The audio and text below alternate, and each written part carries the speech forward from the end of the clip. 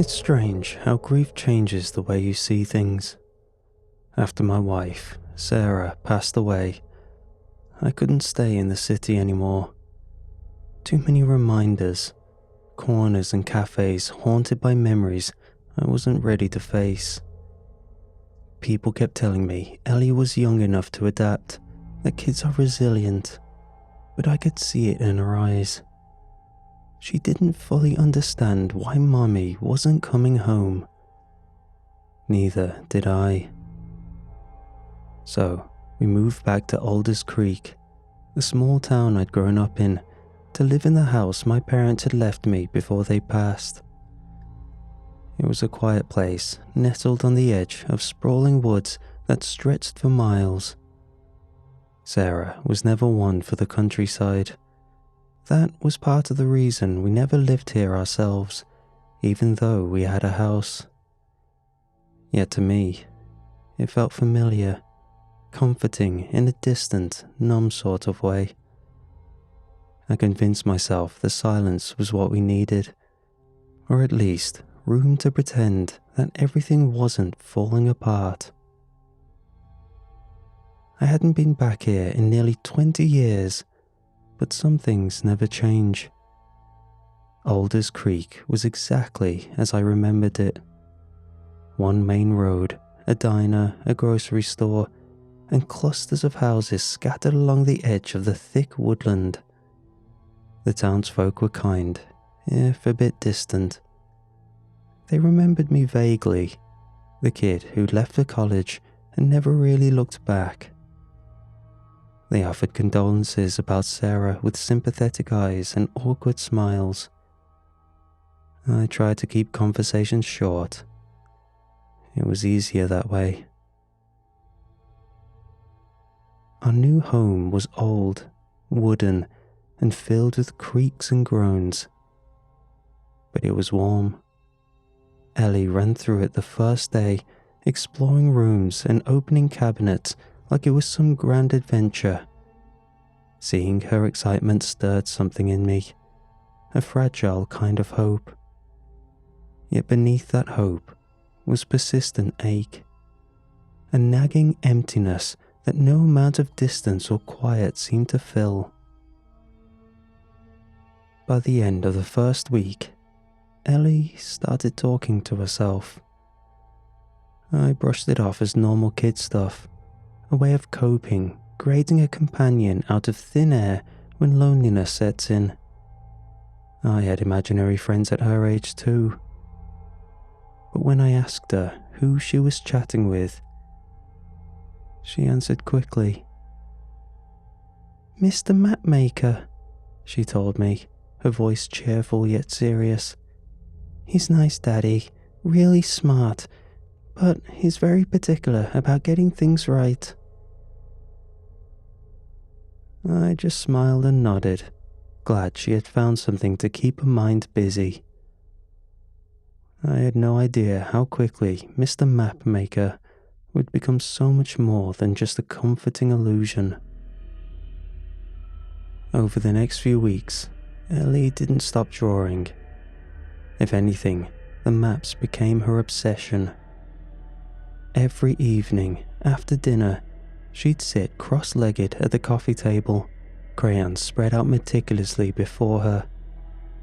I'd watch silently from the couch, pretending to read. But really, I was waiting, wondering what she'd sketch next. She'd hum softly to herself, lost in concentration, talking quietly as if someone were right beside her. "No, that's wrong," she'd mumble. "Mr. Mapmaker says the lake is deeper. Here." Most of the maps were innocent, even sweet. She'd draw the layout of her new house or a rough sketch of her school. But they started changing.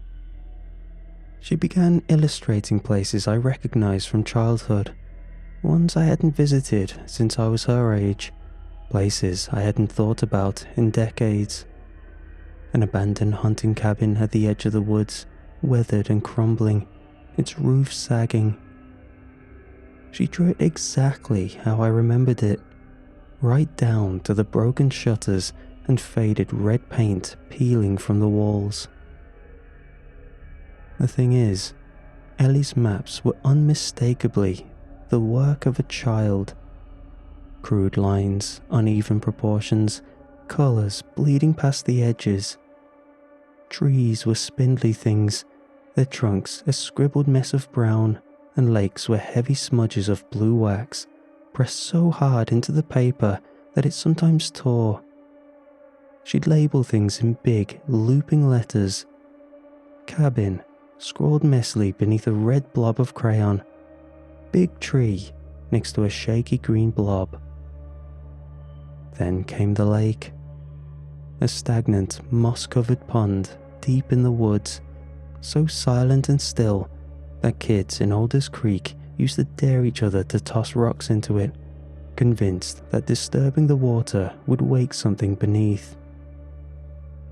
Ellie drew it with eerie accuracy, the surface shaded darkly, her crayon pressing hard enough to tear the paper in places. The edges of the map were smudged with her fingerprints, as though she traced the points countless times before finally getting it perfect. It wasn't just unsettling because of the details. It was unsettling because Ellie had no way of knowing about these places. I hadn't spoken a single word about them since we moved here, hadn't even thought of them in decades. And yet, there they were, rendered clearly by my 6-year-old daughter. One evening, while Ellie worked silently, I noticed something else about the drawings. Hidden among the trees and buildings were tiny symbols, strange markings that resembled letters. When I asked Ellie what they meant, she only shrugged, not looking up from her work. "Mr. Mapmaker says they're important," she replied softly, her eyes fixed on the paper. "He says they help you find your way back." The implication unsettled me. "Back to where, Ellie?" I asked cautiously. She paused, still gripping the crayon tightly. She didn't look at me, but her voice lowered to a whisper. "Back home, Daddy." A shiver crawled down my spine, sudden and cold. Our home was right here, in this creaky old house with its peeling paint and overgrown yard. But the certainty in Ellie's voice made my stomach twist. For the first time, I wondered if home meant something else entirely to her. I gently took the drawing from her hands. "Ellie, sweetheart, why don't you draw something happier tonight? Maybe some flowers or your friends at school." She looked away for a second, then back at me, confused, as if I'd said something ridiculous. "Mr. Mapmaker doesn't like those things," she replied softly, almost apologetically, as if explaining the obvious. "He says we have to finish this one first." She turned back to her drawing, the tip of her crayon grinding into the paper again, the silence thick and heavy around us. And I watched the tiny hands move, as though guided. I focused on her movements, almost in a daze. I'd been staring so long that she had actually finished the map right in front of me. A crude crayon line leading through the woods to an old hunting cabin.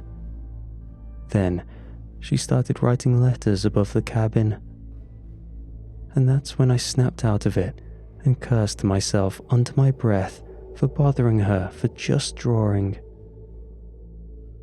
The morning I decided to follow Ellie's map started shortly after. I remember standing in the kitchen, staring down at the worn, folded paper on the counter Ellie had just finished the day prior. The hunting cabin, the spot she labelled in neat, childish handwriting. where Mommy lives now." I laughed when I first read it, but that laughter had quickly faded, leaving behind an ache in my chest that hadn't dulled since losing Sarah.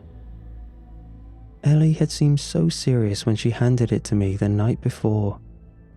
She looked up at me, eyes earnest, hopeful even. "Mr. Mapmaker said you need to see it, Daddy. He says it's important."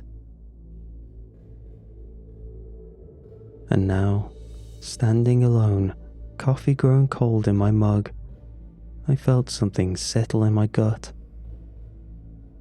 The rational part of me, the responsible adult, the grieving husband who'd buried Sarah, wanted to throw the map away and scold my child for this. Maybe she'd overheard neighbors talking. Maybe she'd seen a picture somewhere in my parents' photo albums. But something darker, quieter, tugged at me. A whisper that had been growing louder ever since Ellie handed me the map. What if it's real? Of course, I had no reason to believe so. But anyone who had ever lost anyone as suddenly as I did would know that you would hold onto any inkling of hope like a lifeline, no matter how otherworldly it seemed to other people. I dropped Ellie at her aunt's house, barely registering the small talk exchanged in the doorway. My mind was already deep in those woods, following those strange, childish directions. I had to be losing it. Ellie was just imaginative, copying details she'd overheard, piecing together half-remembered fragments of conversations she wasn't meant to hear. It had to be. It took me nearly an hour of trudging through mud and bramble before the cabin appeared, exactly as she'd drawn it. An old structure, sagging and consumed by moss, half hidden by twisted, skeletal trees.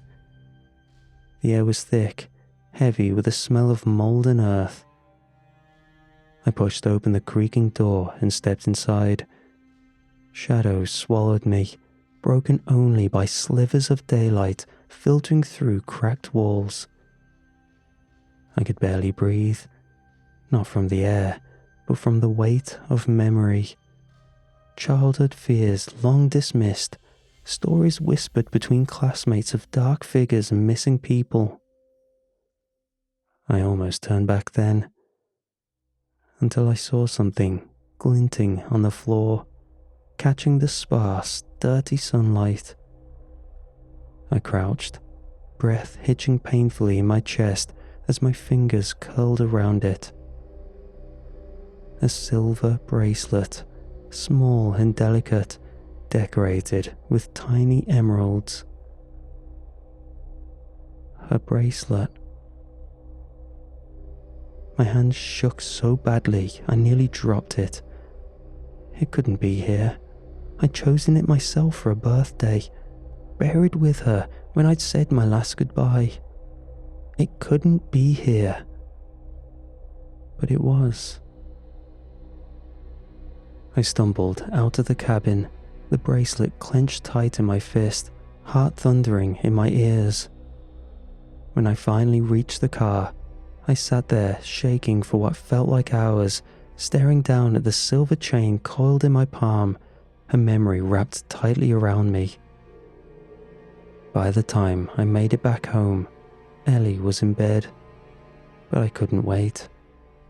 I knelt beside her, my voice breaking as I held up the bracelet. "Ellie, sweetheart, how did you know about this?" She opened her eyes slowly, sleepily, like she'd been expecting me. "Mr. Mapmaker told me," she said, yawning softly. "He knows a lot of things." "Did he tell you where he found it?" I whispered, afraid of her answer, yet desperate for it. Her eyes drifted closed, her voice fading into a sleepy whisper. "Mr. Mapmaker says Mommy gave it to him. He said it means you're on the right path. I sat there beside her bed, bracelet clenched tightly, heart hammering painfully in my chest. The right path. I didn't even know where I was going, but something told me it was already too late to turn back. After the bracelet incident, I couldn't pretend it was all coincidence anymore. Something was wrong, something bigger than Ellie, bigger than me. I needed answers, but finding them was harder than I expected. I went to see Mr. Gentry, the owner of the local hardware store. I stopped in under the pretense of needing gardening supplies, lingering until we were alone. As casually as I could, I mentioned the woods behind my property. The friendly smile he'd worn when I walked in vanished instantly, replaced with a careful blankness. His hands pausing over a row of rusty gardening shears. "What about 'em?" he asked, voice cautious, as if I just touched on something off limits. "Just curious. My daughter, she's been exploring around here lately. Says she's found some interesting places." His eyes flickered away, voice strained. "Kids have good imaginations." "It's more than that," I pressed. "She drew maps, detailed maps." He set down the shears heavily, still not meeting my gaze. "You keep her close. That's not a place kids should be wandering." He hesitated, his voice quieter, burdened. "And you shouldn't be poking around either." Before I could ask why, another customer entered, and the conversation ended abruptly. I kept trying, approaching others. The old woman at the grocery, Mr. Cooper down at the diner. But every time I mentioned the woods, I hit a wall of discomfort. Polite smiles would tighten, friendly chatter turning stiff and strained, and conversation quickly ended. No matter who I asked, I got the same warning disguised as advice. Stay out of the woods. The worst was Mrs. Callahan, who lived at the end of my street. She was ancient, even when I was a kid, and time hadn't made her any less sharp or perceptive. The afternoon sun was waning when I found her tending her rose garden, hands shaking slightly as she pruned dead leaves. "Mrs. Callahan," I called out, trying to sound casual, friendly. She paused, eyes narrowing behind her thick lenses, scrutinizing me closely. I swallowed, pushing through my discomfort. "Can I ask you something?" She nodded slowly, eyes sharp. "Ask, Benjamin." "The woods, the ones behind..." Her eyes narrowed, cutting me off before I could finish. Her voice was stern and quiet, carrying a deep warning. "Some questions are better left unanswered." "Please," I whispered, desperation leaking through my careful composure. "My daughter's drawn maps, things she couldn't know. Something's wrong. Something is..."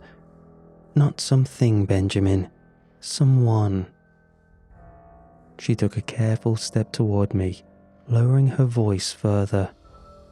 "There's always something in those woods, always has been, long before you and long after. It'll still be there. It finds ways of speaking, but the real danger, the real horror, is what it promises." She turned away sharply, pulling the door shut behind her, ending our conversation with a heavy finality. The silence left in her wake pressed in on me, deeper than before, as though the air itself had gone still. That night, I locked every window, bolted the back door, and double-checked every latch and lock in the house. I sat awake in the dark for hours, listening carefully, heart pounding at every rustle of wind and every distant snap of a branch.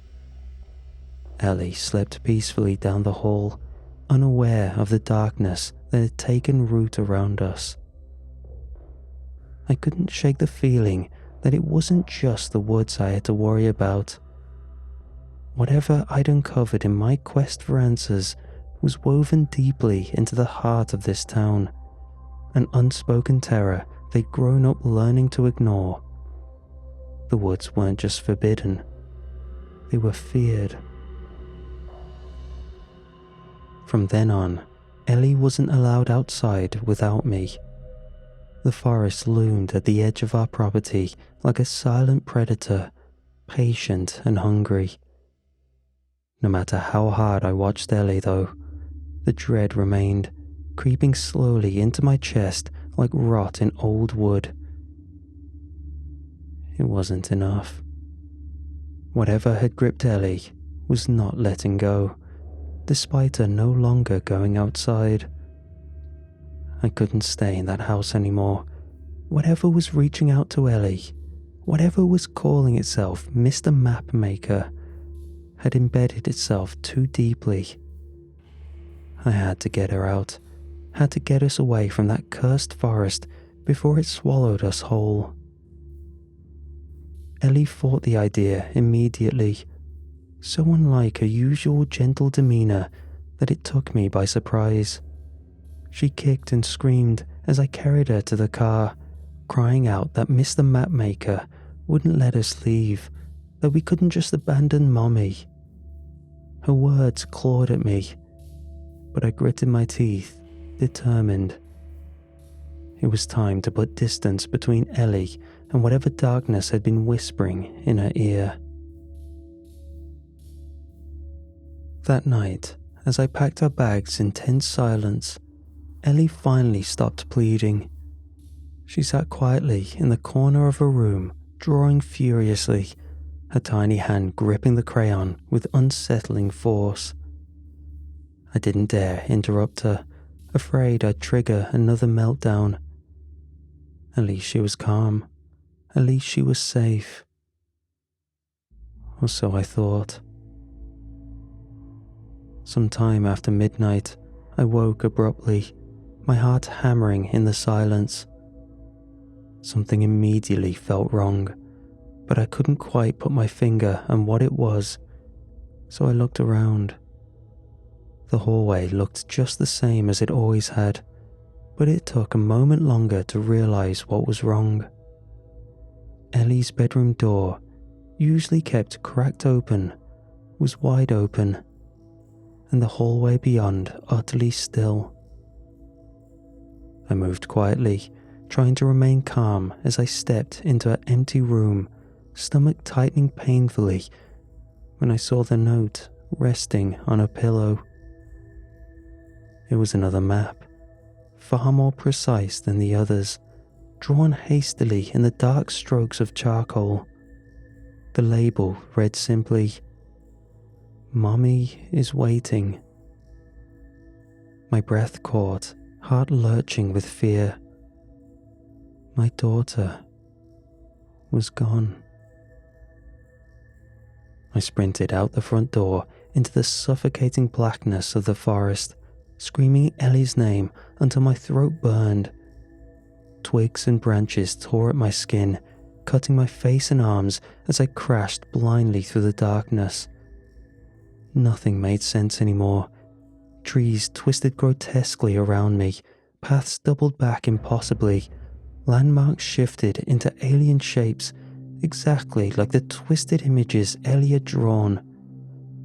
Every step felt wrong, unnatural, as if the forest itself was reshaping around me, leading me deeper, guiding me into its heart. Then, finally, the trees opened into a clearing I'd never seen before. Moonlight bathed the clearing in pale, ghostly white, but there were no shadows, only stark emptiness, like the light itself feared to touch whatever stood in the center. Ellie was there, perfectly still. Her face was serene, empty of emotion, eyes staring blankly ahead. And beside her, standing what must have been at least 10 feet tall, its form shifting like smoke and ink, was who I assumed to be Mr. Mapmaker. The being Ellie had innocently named and trusted, the monster who twisted her grief into something dark and dangerous. My fists clenched, rage and helplessness swelling in my chest. "Let her go," I demanded, my voice shaking. "Please, she's just a little girl." Ellie turned her head slowly, mechanically, and smiled a hollow, distant smile. "Mummy says we can all be together again," she whispered. Her voice was soft, gentle, but utterly devoid of humanity. It was a mouth speaking, but the words belonged to someone or something else. The figure beside her shifted, its shape rippling and unstable, as if fighting to maintain its form. When it spoke, its voice crawled from every direction, seeping from the earth, the trees, the very sky itself.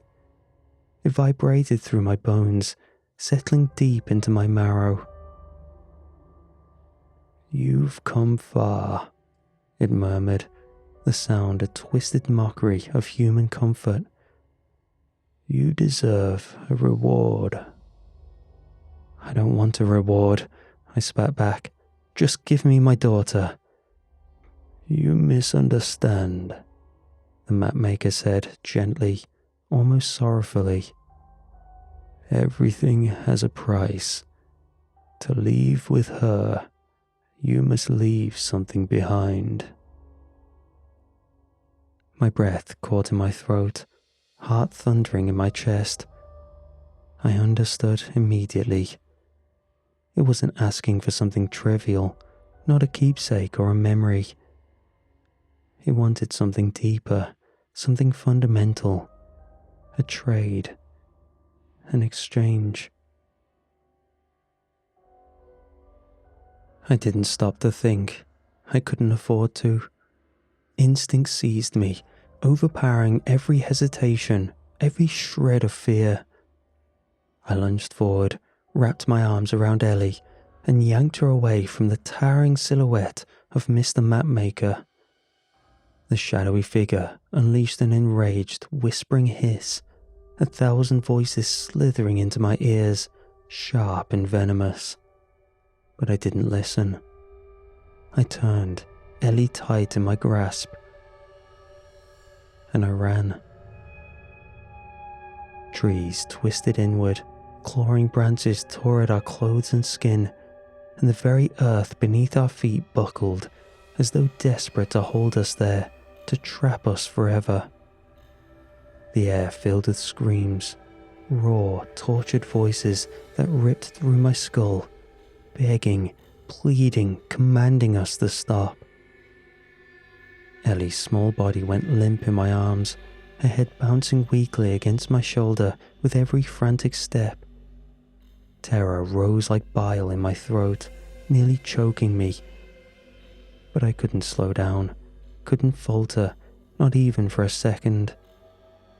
My lungs burned, my muscles screamed in agony, but I kept pushing forward, stumbling blindly through the endless maze of woods, desperately seeking some semblance of familiarity. I could feel the mapmaker behind us, a presence of icy, endless hunger closing the distance, furious of being robbed of its prize. It whispered harshly, angrily, promising suffering, promising that we would never escape. But I refused to let its poison seep into my heart. With a final burst of strength, I barreled through a wall of dense branches. Pain exploded across my face and arms, but suddenly, blessedly, I broke free. I stumbled forward onto familiar ground, tripping over the garden stones at the edge of our backyard. We collapsed together into the damp grass, blooded, bruised, but alive. The oppressive silence was almost unbearable. The woods behind us were quiet now, as if they'd given up their pursuit, at least for the moment. For several heartbeats, I lay there, chest heaving, gasping for air, just holding Ellie, savouring the fragile illusion of safety. Then I realised Ellie wasn't moving. My stomach twisted violently as I rolled her over, gently brushing her tangled hair away from her face. Her eyes were closed, her skin pale and cold. I shook her gently at first, then with growing panic, desperation tightening my voice. Ellie? Ellie, wake up. Baby, please, wake up. I felt sick. Every horrible possibility crashing through my mind at once. Tears blurred my vision, heart hammering painfully in my chest. Then mercifully, her eyes fluttered open, staring blankly toward the night sky. Relief flooded me, powerful enough to make me dizzy. But the feeling was short-lived. Ellie's gaze wandered aimlessly, unfocused, confused. When she finally turned to me, her eyes were empty, like she was seeing me for the very first time. Who? She whispered weakly, voice trembling and uncertain. Who are you? My blood turned to ice. Ellie, it's Daddy, I stammered, trying desperately to keep my voice calm, gentle. It's me, sweetheart. You're safe now. She pulled back slightly, her eyes flickering fearfully, clearly frightened. No memory of the bond we'd shared since the moment she'd been born. My daughter, the reason for every struggle, every pain I endured, looked at me. I clutched her tightly, my shoulders shaking silently, unable to even cry. The house felt painfully empty as the terrible realization sunk in. I'd saved Ellie's life, but somehow I'd still lost her. The weeks passed. Ellie healed physically, cuts faded, bruises yellowed and vanished. But something fundamental inside her never came back. Each morning, I woke to a house that was both painfully familiar and unbearably foreign. Ellie moved through the same routines, ate breakfast in the same chair, slept in the same bed. But the little girl who had once filled these rooms with laughter and curiosity was no longer there. The doctors had an easy answer, neatly packaged as severe dissociative trauma. Losing a parent was a blow that could fracture any child's world, they said. But they hadn't been there. They hadn't watched the shadow-formed monstrosity whisper impossible things. They hadn't felt reality itself bend around them. Ellie's memories weren't buried under layers of grief. They'd been torn away, ripped from her as payment to something older and far crueler than mere loss. We lived in strained silence. Ellie no longer mentioned Mr. Mapmaker, and she stopped drawing maps altogether, as if that obsession had never existed. But she also stopped calling me Dad. My name felt strange on her lips, polite, distant, like she was addressing someone else's father, like I was no longer part of her story. I tried to bridge the gap. Little gestures, reminders, favourite meals, and bedtime stories we'd read 100 times. But her response was always the same. A polite, confused smile, as if humorously tolerating the well-meaning stranger who kept trying too hard. The house was quieter than ever before, the silence heavy enough to suffocate. But it was preferable to the alternative, the whispers that lingered at the edge of my dreams, voices echoing softly through the hallways, mocking my choice, reminding me of what I'd sacrificed. Whatever I'd done that night, whatever I'd given away, was the cost. Ellie was here, safe, physically unharmed, but I had not brought my daughter home. I had simply traded one horror for another, a monkey paw's wish. So, every night when I'm alone, I sit in my office and draw maps. I started with random doodles with no real inspiration. But slowly, they're becoming more and more cohesive. I scribble things without thinking, yet they seem to make some kind of sense. I've not seen Mr. Mapmaker, yet sometimes I feel him guiding my hand in strange ways. Soon, I'll have a guide to follow, to lead me back to the spot in the forest where Mr. Mapmaker makes his trades. I'm going to get Ellie back. I just don't know what it will truly cost.